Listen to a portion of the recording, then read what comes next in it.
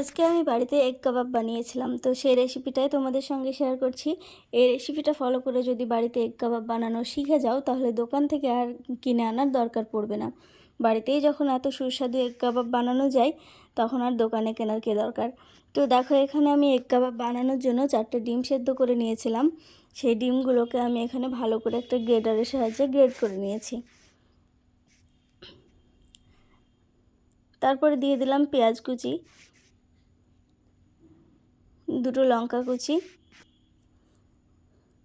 এখানে দিয়ে দিলাম 1 চামচ লবণ। লবণটা তোমরা তোমাদের স্বাদ অনুযায়ী দিতে পারো।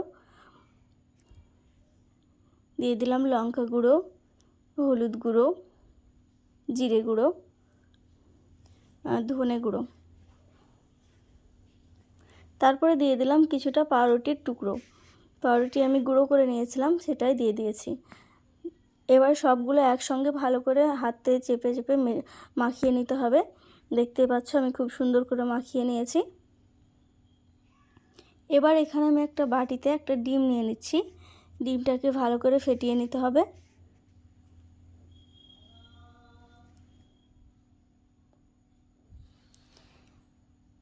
এবার কাবাবের শেপ দিয়ে এগুলো সবগুলো বানিয়ে নিতে হবে। ডিমের গোলায় ডুবিয়ে তারপরে পাউরুটির টুকরো এই যে পাউরুটির টুকরো আছে, পাউরুটির টুকরোর মধ্যে দিয়ে ভালো করে কোট করে নিতে হবে। দেখতে পাচ্ছ আমি এপিট ওপিট ঘুরিয়ে উল্টে পাল্টে কীভাবে ভালো করে কোট করে নিচ্ছি। তো আমি এইভাবে সবগুলো বানিয়ে নিয়েছি। এবার এদিকে তেল গরম হয়ে গেছে, আমি এক এক করে তেলে দিয়ে দেব।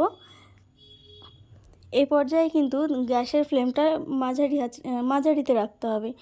যদি হাই হিটে রাখা যায় তাহলে কিন্তু পুড়ে যাবে। তো চেষ্টা করবে অবশ্যই এই সময় মাঝারি হিটে রেখেই কাবাবগুলো ভেজে নেওয়ার। আমি খুব সুন্দর করে উল্টে পাল্টে লাল লাল করে ভেজে নিচ্ছি।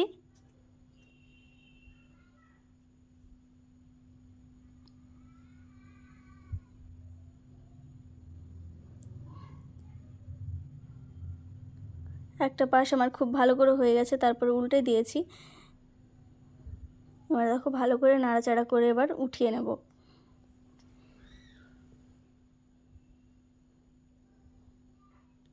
তো দেখতেই পাচ্ছ আমার সব কাবাবগুলোই ভাজা হয়ে গেছে। আমি কিন্তু সবগুলো ভেজে তুলে নিয়েছি। দেখতে কত সুন্দর লাগছে, খেতেও কিন্তু খুবই ভালো লাগে। এরকম কাবাব বাড়িতে যদি একবার বানিয়ে খাও, তাহলে কিন্তু আর দোকান থেকে কিনে খাওয়ার দরকার পড়বে না। তো ভিডিওটা ভালো লাগলে তোমরা লাইক, কমেন্ট, শেয়ার করো। আর যারা আমার নতুন বন্ধু আছো, আমার চ্যানেলটাকে অবশ্যই